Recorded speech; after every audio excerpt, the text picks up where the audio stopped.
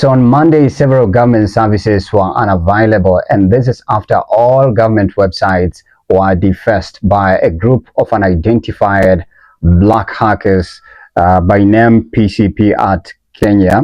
Some of the ministries that were affected include president.go.ke, that is State House, followed by Ministry of Interior, Energy, Labor, Health, Education, and many more, raising questions and concerns over the state of our cybersecurity interior. Now, according to a directive and a report as well that was issued from Interior Principal Secretary Raymond Omolo, he said that they had put up measures to ensure that there was a quicker response and a recovery process, including as well alerting stakeholders who are in charge to actually ensure that all the government services and websites were streamlined and everything is back to normalcy. This just comes 2 years after the e-Citizen website, including the immigration as well, where hackers identified by name Anonymous Sudan.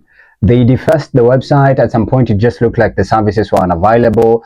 It looked like data had disappeared. And thereafter, what followed was conversations of who exactly owns e-Citizen.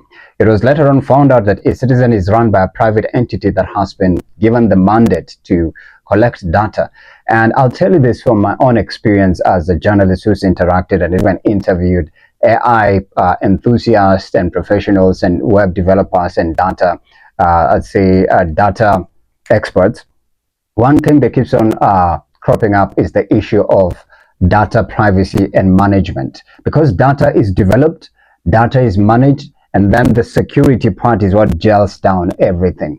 So when it comes to management of data, especially to our public resources and facilities right here, who have we given that mandate to do? And what is their capacity and their ability, professional ability to actually manage that data? And I tell you, in this day and time of artificial intelligence and now in a race for super intelligence, it's going to be very chaotic to trust or entrust an institution with managing data, because we are stepping into a digital utopia where some of these multinational data agencies and companies that have thrived themselves in developing apps, doing testing of prototypes of, data developing systems and management systems, what they usually do, and even this is what you actually need to beware of. Some of these big tech companies, or let's call them giants, if they want to do a research or they want to perform some sort of like an empirical experiment about how their structure, their facility works, they can go to a country and they use white hackers. They paid professional white hackers. They hack like several websites of a certain government entity or institution, and then they use that data. It could be for a day or several hours or even minutes to experiment on their, So we are heading into a space where people will now be renting data. If you want to do an experiment about a nuclear weapon and how it can affect people in, let's say in Ukraine or Russia, for instance, war-torn countries, what do? You go to a big tech company, you pay them $1 billion or $500,000, and yeah, you use the data to carry out your experiment. And when it's done, you return it. And all you can do is we publicize it and say, oh, the website was hacked. Or you saw recently what happened with Google as well. People's passwords were leaked and somebody had hacked into it. That's not even leaking anymore. Those who are white hackers or black hackers, combination of both, because you can be white and black at the same time. A white hacker is a professionally trained, data cracker who uses his expertise and skills to get into a website and get the back end of it and manipulate it for the good of maybe the company, maybe to recover it or maybe to adjust something.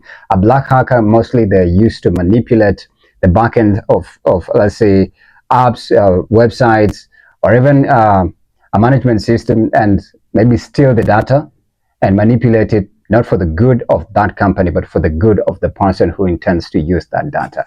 So we are heading into such a utopia dystopian world, and we have to be ready for this.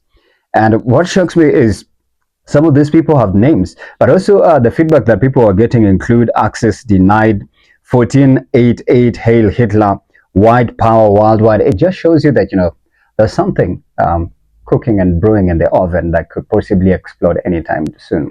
So the question is, how safer is our cyber security space, especially for those that are processing documents at the immigration, the passwords on e-citizen, Ministry of Health, Education. Like, are we safer anymore? I think it's time for us to bring this conversation to podcasts, to the villages, to everywhere. Like, people need to know that with AI and now everybody almost, and recently there was this vibe coding, thing that's brewing up where you don't have to like sit down and do code anymore and build it up from scratch. All you have to do is describe it to an LLM and then it builds exactly the kind of app or website you need, or another AI. So super intelligence AI that can replicate itself and control other AIs. I can only imagine such a world towards 2026 and 2027 and 2028, 29, 2030. So it's going to be insane. And this is a precursor to what's just looming and impending ahead when it comes to the AI race and data. Data is the biggest lucrative venture. Data mining, data renting, data manipulation, data management, and privacy, literally the whole space of cybersecurity. So this is a warning, a precursor, and actually just a premonition of what is impending to us. So we have to put up secure say systems and get more professionals and train ourselves as well to be a part of this.